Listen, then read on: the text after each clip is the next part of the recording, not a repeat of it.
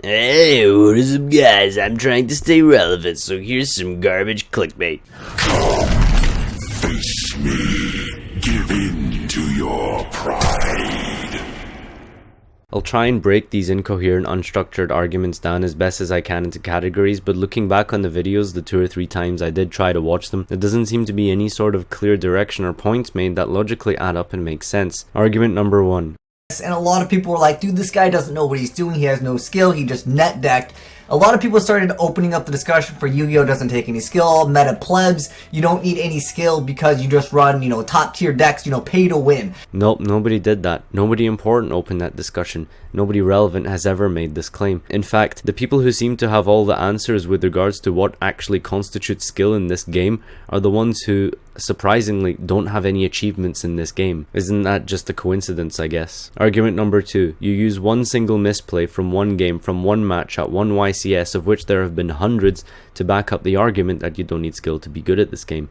This is an outlier, it's not the norm. I'd like to highlight an informal logical fallacy here for all of you to understand, as it's a recurring theme throughout all of his arguments. It's called the Texas Sharpshooter fallacy, aka the clustering illusion. The Texas Sharpshooter fallacy is basically a gunman fires shots at the side of a barn randomly, and then paints a target around the tightest cluster of bullet holes and claims he's an expert marksman, when in reality he's just pulling the trigger and firing it off randomly. The fallacy occurs when a person has a large amount of data at their disposal but only focuses on a small subset of that data. This is the vast majority of this guy's arguments from beginning to end. One misplay at YCS Liverpool, 1 or 2 degenerate FTK decks that managed to top a couple of times out of the hundreds of formats, decks, sets, lists and events we've had, and this guy draws on the example of like 3 to 4. For the first 5 minutes or so he focuses on this poor kid Niccolo Mazzolini and says he has no skill whatsoever because he misplayed once.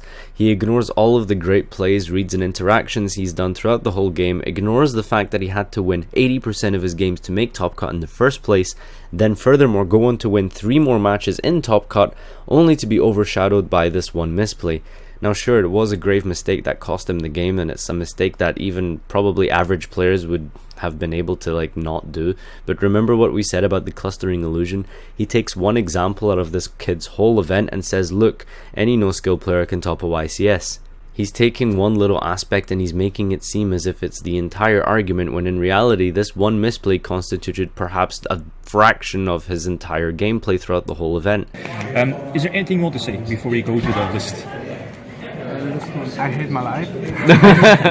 No, I made a huge kind of misplay because I didn't read the card fully in top 4. Right. And which card was it? Utopia Prime? yeah, I could have won. Ah, right, yeah. Like the judges told me to hurry up, and I Yeah. had just to make a move, and I didn't eclipse, and then I figured out that I couldn't use it so fast because of Right. the center. There's lots of justifiable reasons why people misplay, and to crucify this kid because he did so once out of the innumerable amount of lines of plays and decision trees he went through in order to get to top 4 in the first place, that's again an informal fallacy by focusing on the outliers rather than the norm. It is definitely known in the Yu-Gi-Oh community, especially in the pro player scene, that all the pro players cheat. And it's the same with regards to cheating players. Hundreds of pro players have entered an event and won or done well consistently. There have been so many household names throughout this game's history, but his only example is Roy St. Clair, one person who speaks for himself. It's whether it's unintentional or not, he also cited Billy Brake and Jeff Jones, but regardless, in terms of actual pro players that cheat and claim they do cheat, it's just Roy St. Clair.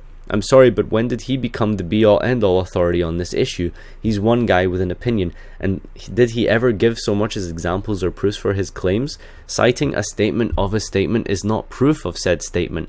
Another logical fallacy, providing a handful examples of skillless winners out of the hundreds that have won or cheated at events does not prove anything. Until you can provide statistical maths and data of the whole pool of data available instead of sweeping generalizations and focusing on 1 or 2 examples, then you don't have any contribution to make. Argument number 3. But I really just want to talk about, does it take any skill to win a YCS? And I want to say that you don't need any skill to win a YCS. Definitely, and definitely I can back that up with a lot of stuff. So first off, let's talk a little bit about certain things. I do not even have to explain how this is a mind-blowingly retarded argument.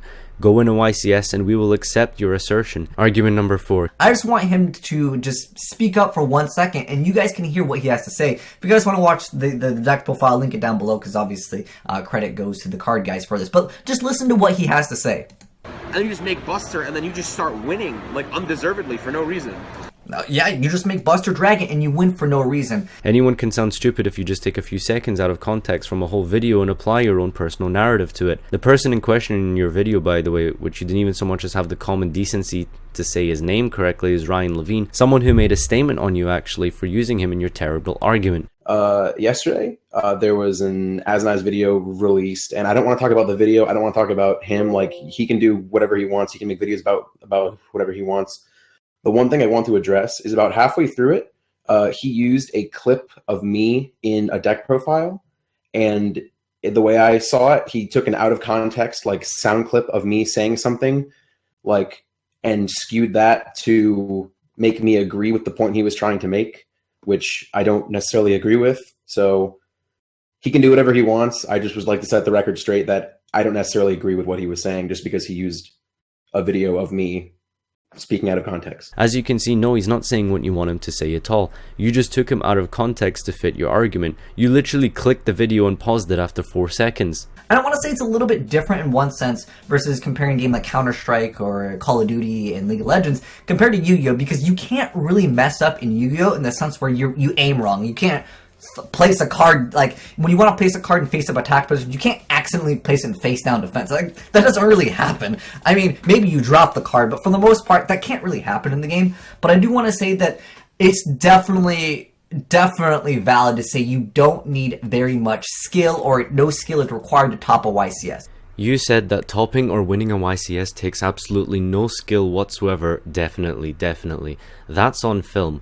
Now, I just want to put forward a couple of people who have said that they disagree with you, and I'd like to go through some of their statements. For those of you interested, you can read the full statements of Norman Vilde, Fraser Smith, Billy Brake, Joshua Schmidt and Patrick Hoban in the description down below, but I'd like to just quickly read out some of their opinions on this matter. So beginning with Patrick Hoban, he says, "Of course topping takes skill. The only thing more ignorant than saying it does not is to say that all pro players cheat." Joshua Schmidt says, "To be honest, I have no idea why you would think topping doesn't take skill. I don't really think there's much to argue about. Saying topping consistently doesn't take skill is just retarded." Billy Brake says, "By having the proper knowledge and playing exceptionally, you give yourself much better odds of doing well rather than not, so this will result in more skillful players doing well. There is luck involved, but just because this bad player did well with this bad deck takes nothing away from the game." Fraser Smith says, "This rhetoric sounds like the type of thing that you would expect to hear from someone who has had little to no success in the game." Norman Vilde says, "By its very nature, Yu-Gi-Oh! Is a complex game with different aspects, from deck building and technical play to making reads on the metagame and your opponent's endgame. One would need to excel at all of these aspects combined in order to gain a competitive edge, which many players do, and which is why they consistently perform across multiple formats over a long period of time." Again, I want to put forward the question, why is it the only people who have ever said this game takes no skill are the ones who have had zero success in the game? Why is it that people with no achievements are the ones who have the most to say on this matter? Again, is it just a coincidence that the only people who think this game takes no skill are the ones with nothing to show for their achievements? Why is it that the people with zero tops are the ones with all the answers, but the people with multiple tops, actual experience on the matter when it comes to knowing whether or not this game is difficult, seem to disagree with you? If this game is so easy and no skill, as you've said, how come you don't have multiple tops? Why don't you go win a YCS? Because like you said, that you don't need any skill to win a YCS. So surely all you have to do is prove us wrong and go win Anaheim next week. Alright, my bad. The reason you have zero tops in 12 years of playing this game is because you aren't a meta sheep who plays loser broken noob net decks like Necros and Dragon Rulers. My mistake. If you take anything away from this video, it's this argument number 6. One bad deck or play wins an event and suddenly the entire game is terrible and unskilled, ignoring the fact that there have been hundreds of winners that have won based on merit, skill, deck building and preparation. Choosing to ignore that is your intellectual shortcoming and dishonesty, because you'd rather focus on the examples that back up a view ignorant of the full picture. Remember what we said about the Texas Sharpshooter fallacy. You're ignoring the entire pool of data of every major match that has ever occurred in Yu-Gi-Oh! There have been so many events in this game, and you have managed to supposedly prove your point by taking, let's say, at a maximum 5 examples. You don't give any statistics, you don't give any maths, you simply just say, well, this happened once and that happened once, therefore I'm right. For me, like, you guys, if you guys didn't know, I've topped and I've won XO at regionals. I've topped and I've won XO at regionals, and I've won XO at regionals, at regionals, at regionals, at regionals, at regionals, at regionals.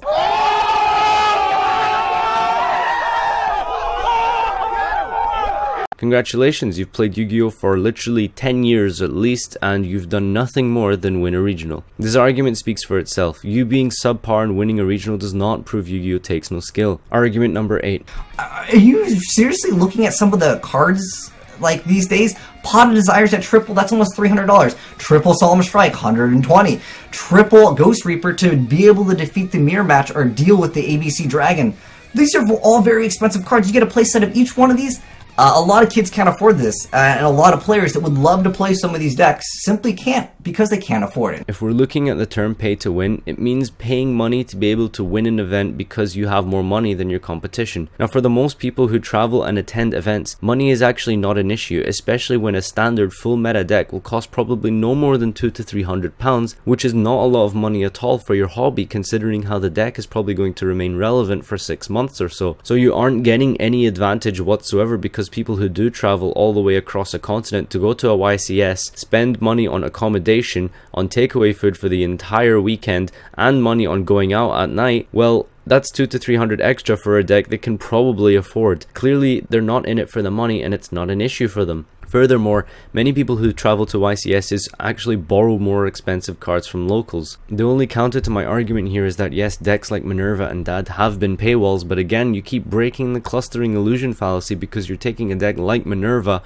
and making it the rule rather than the exception. Minerva is arguably not even the best deck right now, and even if it is, it's not so far ahead that a structure deck is incapable of keeping up with it. So in reality, pay to win has applied to literally one single deck out of the hundreds of meta decks we've ever had. That's literally a statistic of like 3%, and that's being generous. And you're focusing on it because that fits your argument while ignoring 90% of the other affordable decks for the average competitive player. Is it just a coincidence that you ignored the fact that the current arguable best decks is 3 structure decks in the form of ABC?